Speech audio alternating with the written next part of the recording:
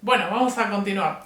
Nos habíamos quedado en HTML y habíamos visto también los otros dos lenguajes, JavaScript y CSS3. Vamos a arrancar por entender qué es HTML. Básicamente HTML es un lenguaje de marcado de hipertexto. ¿Qué significa esto? Básicamente es que es un lenguaje que trabaja con algo denominado etiquetas o tags, que marca cierto texto como diferente. Las cosas que están entre una etiqueta que abre y una etiqueta que cierra, esto es una etiqueta que abre y esto es una etiqueta que cierra, o sea, la barra inclinada indica que es la etiqueta que cierra, la etiqueta que tenemos acá es la etiqueta head, lo que esté adentro de un head que abre y un head que cierra se comporta o es interpretado por los navegadores como un head. Básicamente lo que hace es marcar la manera en que se debe entender y mostrar esa información. Ahora lo vamos a ver en concreto. Un archivo HTML se guarda con la extensión .html y todas las imágenes y todo lo que está dentro del HTML son archivos externos.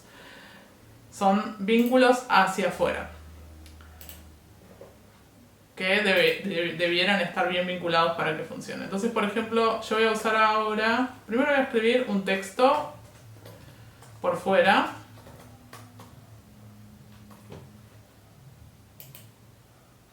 ver si logramos. Vamos a darlo en el navegador, ahí veo, ¿no? Tengo este archivo que es HTML, ya lo vamos a hacer en concreto, no se preocupen.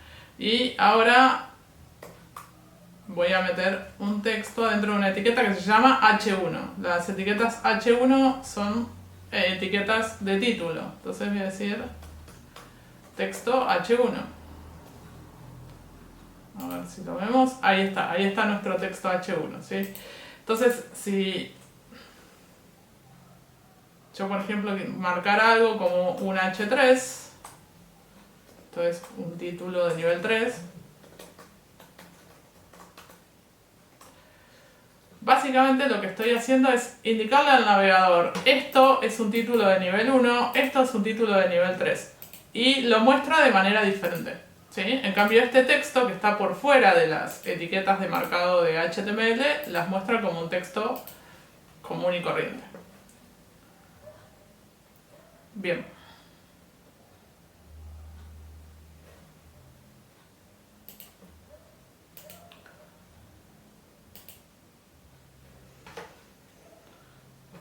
Bueno, hablando un poco de lo que es la evolución de HTML, la primera versión es de 1990, después aparecieron estas otras versiones, la versión 2, la versión 3.2 y la versión 4, pero en realidad la que más se usó fue HTML1 y XHTML1, que era el lenguaje estandarizado por la W3C, que la W3C es el consorcio de Internet que avala los diferentes tipos de lenguaje. Hasta que apareció el estándar, que es HTML5, que se convierte en estándar en 2014, pero en realidad se empezó a trabajar en este lenguaje muchísimo tiempo antes. Es un lenguaje que hoy se conoce como un lenguaje vivo. Si bien el estándar salió en el 2014, se van incorporando todo el tiempo nuevas funcionalidades. Por eso es un lenguaje que está vivo a diferencia de las versiones anteriores de HTML, que la versión estándar era la versión publicada en el año publicado. ¿Qué cosas incorporó esta versión de HTML5, de la cual habrán escuchado que fue como un gran cambio en lo que era la web? Para empezar, antes de la llegada de HTML5, todo lo que era web necesitaba de componentes externos para hacer determinadas cosas. Como por ejemplo las animaciones o los videos, que ahora son nativos. O sea, HTML5 tiene un reproductor de audio y video. Antes necesitaba un componente externo para reproducir audio y video. Ahora es una simple etiqueta de HTML. Aparecieron también una serie de etiquetas que se llaman etiquetas semánticas, que las vamos a estar viendo en un ratito, que son etiquetas para marcar bien los bloques de contenido y decir, bueno, esto es parte del encabezado, esto es parte del pie de página, esto es parte del contenido principal de la página, esto es un contenido accesorio. Entonces aparecieron una serie de etiquetas conocidas como etiquetas semánticas. También permitió hacer esto que se llama drag and drop, que es arrastrar y soltar. Vieron que en muchos sitios, por ejemplo el Drive, cuando yo quiero subir un archivo, antes tenía que sí o sí apretar un botón y eso me llevaba a los archivos y encontrar el archivo. Ahora yo solamente puedo directamente arrastrarlo al navegador y me lo empieza a subir. Eso lo permitió esta posibilidad de HTML5, que es drag and drop. También la geolocalización ahora es nativa de HTML5. Cuando entran a un sitio y le preguntas si les permite, si quieren permitir o no geolocalizarlos, lo que está corriendo básicamente es la geolocalización de HTML5. También aparecieron un montón de etiquetas y atributos para formularios, aparecieron muchas etiquetas especiales que antes se usaban como etiquetas genéricas y también de validación con mucha facilidad con HTML5 y algunas cosas muy específicas para lo que son los dispositivos móviles. Y por último, en realidad hay más funcionalidades, pero entre las que vamos a mencionar está el almacenamiento offline, que es algo que se llama local storage, que es la posibilidad de almacenar datos en la computadora del usuario. Antes se usaban, sí o sí había que usar cookies y las cookies tenían como una limitación. Ahora tenemos la posibilidad de almacenar datos para levantar cierto contenido, para dos cosas: levantar cierto contenido offline. Vieron cuando ustedes entran a un sitio y les dice que está caído y después les responde con aquellos que preguntaron. Eso está manejando vía local storage. Y también cuando vuelven a entrar a un sitio y guarda algunas configuraciones, por lo general las levanta de local storage. Esto hasta acá para hacer una intro de lo que es HTML, que lo vamos a estar viendo en la clase de hoy. Y después pasaríamos a ver CSS3, que ya vimos que CSS es el encargado de la parte visual. Inicialmente el lenguaje visual y el contenido estaba todo metido dentro del mismo HTML, lo cual lo volvía muy engorroso de actualizar y muy limitado de actualizar. A partir de 1996 apareció CSS, que lo que hace es permitir dar estilos visuales a la web independientemente del HTML. Y también tenemos el lenguaje JavaScript, que nos permite trabajar en estas tres cosas. Permitió que aparezca dinamismo, interacción y también animación adentro del mismo HTML. Lo vimos recién en el formulario de personalización. Todas las modificaciones que nosotros hacíamos a nivel funcional las hacíamos vía JavaScript. En nuestra materia vamos a estar viendo JavaScript y una librería que se llama jQuery, que es una librería JavaScript. Bien, volviendo a HTML, ¿con qué podemos nosotros escribir HTML? Podríamos escribirlo con un bloc de notas, o sea, con el bloc de notas que ya viene instalado en nuestra computadora. Lo podemos abrir y podemos escribir HTML directamente, pero es bastante engorroso de escribir HTML en un bloc de notas, porque lo que tiene el bloc de notas es que el texto, si ven acá, el texto que está acá, aparece todo negro, no nos damos cuenta bien a dónde empieza una cosa y termina otra, y es como más difícil de trabajar. Pero existen una serie de editores que son conocidos como IDE, que son editores que están preparados específicamente para código. Acá les trajimos algunos, pero en realidad hay un montón, y ustedes como desarrolladores, como futuros desarrolladores o como desarrolladores que ya están siéndolo, deberían encontrar el que más les sea cómodo a ustedes. Nosotros no les vamos a decir usen este, sino que lo que queremos es que los descarguen, los prueben y encuentren el editor con el que se sientan más cómodos. Vamos a verlos en concreto. Bueno, el primero que tenemos acá es el Sublime Text. El Sublime Text es un editor pago, pero que te permite descargar una versión gratuita, nomás que cada tanto te va a tirar un mensaje de que te suscribas o que te pases al plan pago, pero lo cerrás y no pasa nada, podés seguir usándolo. Es uno de los editores más usados.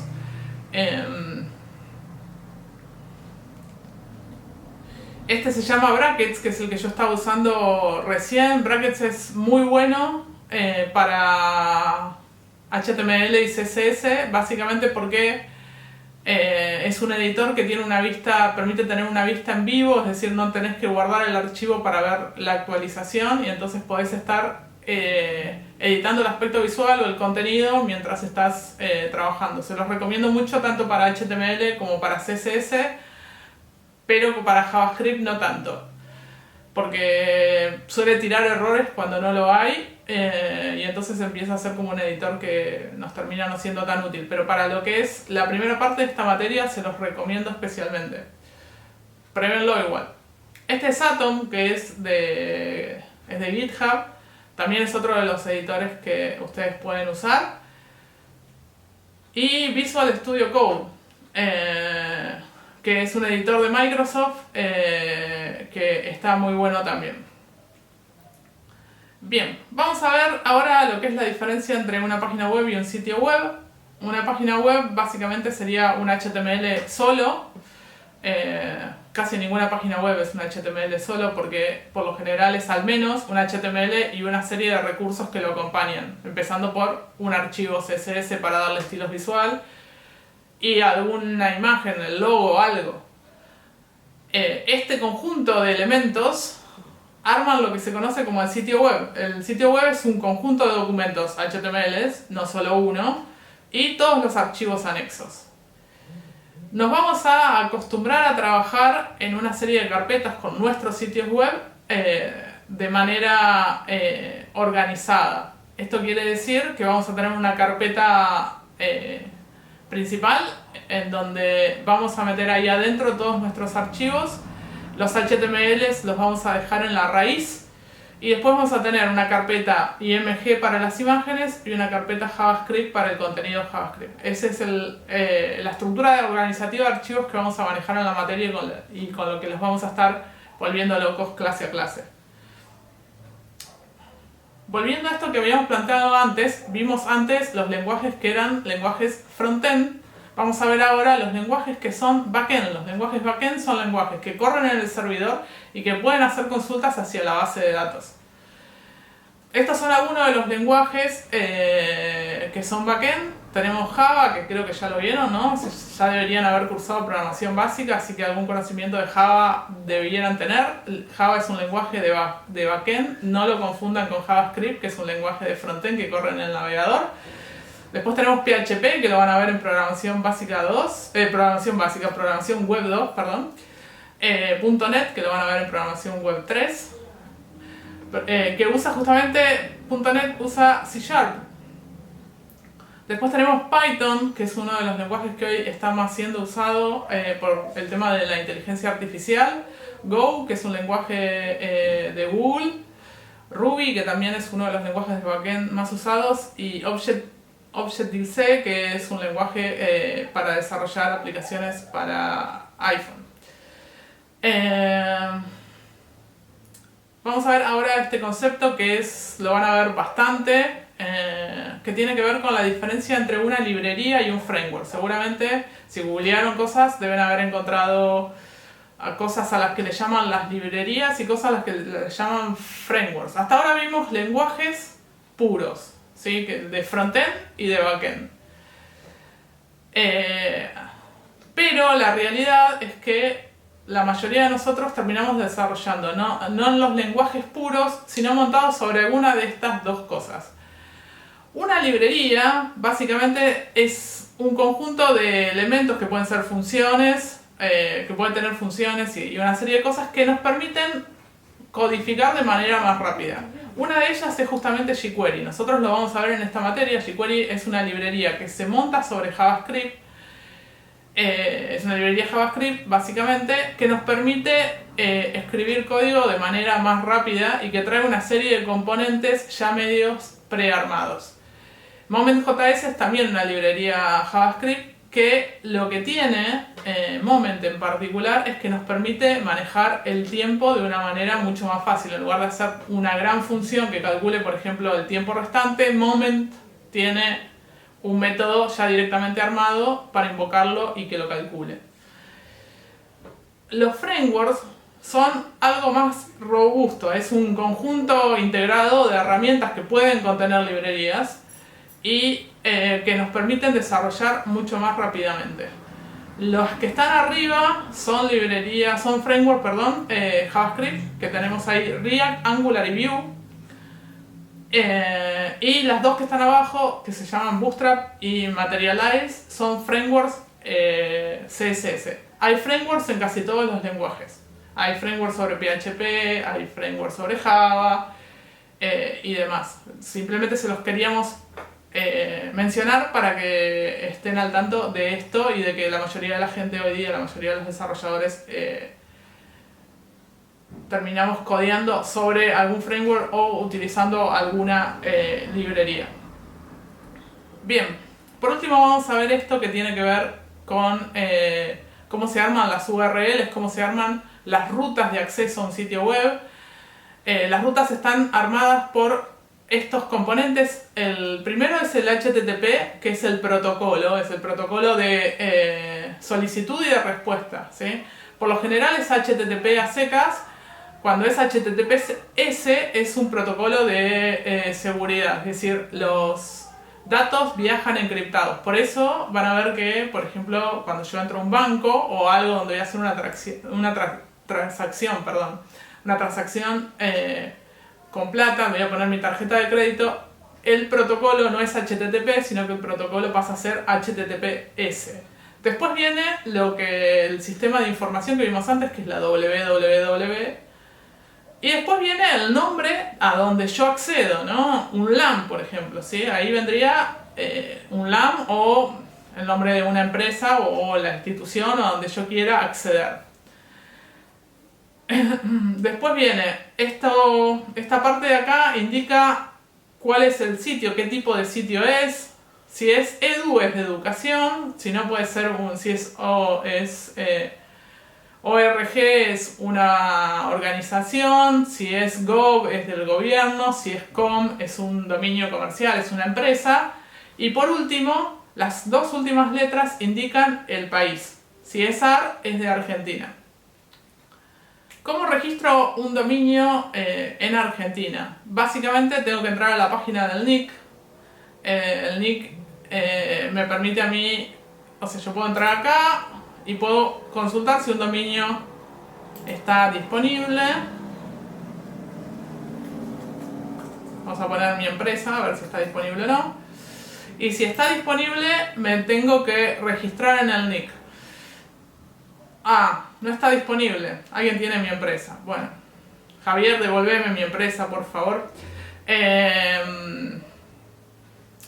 Si estuviera disponible, yo lo que tendría que hacer es darme de alta en el NIC y registrarlo. Para dar de alta dominios actualmente, estoy buscando a dónde me quedó el archivo. Creo que perdí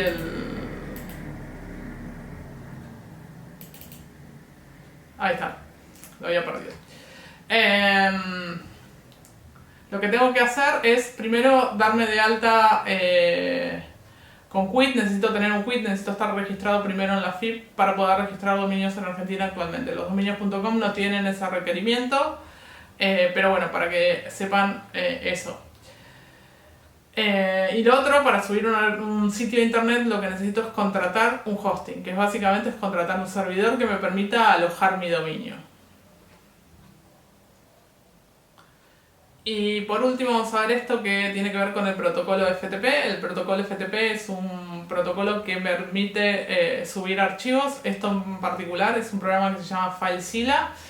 En FileZilla yo puedo ver mi carpeta local por un lado y por el otro lado la carpeta remoto, que es la carpeta del servidor, y ahí podría subir los archivos para dejar mi sitio online.